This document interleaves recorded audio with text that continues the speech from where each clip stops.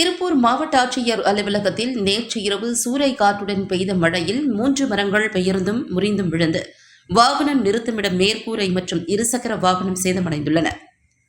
திருப்பூர் மாநகர பகுதியில் நேற்றிரவு திடீரென சூறைக்காற்றுடன் கனமழை பெய்தது. இந்நிலையில் மாவட்ட ஆட்சியர் அலுவலக வளாகத்தில் 3 மரங்கள் பலத்த காற்றின் தாக்கத்தால் பெயர்ந்தும் முறிந்தும் விழுந்தன. குறிப்பாக மாவட்ட ஆட்சியர் அலுவலகத்தின் பின்பக்கம் உள்ள பெரிய மரம் பெயர்ந்து விழுந்ததில் அதன் அருகில் அமைந்திருந்த வாகன நிறுத்துமிட மேற்கூரையின் ஒரு பகுதி முழுமையாக இடிந்து சேதமடைந்தது. இதில் சிக்கியிருந்த ஒரு இருசக்கர வாகனமும் கடுமையாக சேதமடைந்துள்ளது.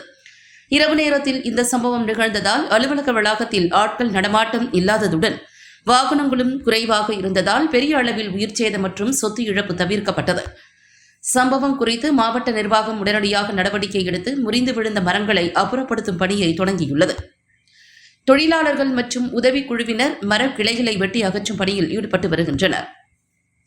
சேதமடைந்த வாகன நிறுத்துமிட மேற்கூரையை சீரமைக்கும் பணியும் விரைவில் மேற்கொள்ளப்படும் என்று மாவட்ட நிர்வாகம் தெரிவித்துள்ளது.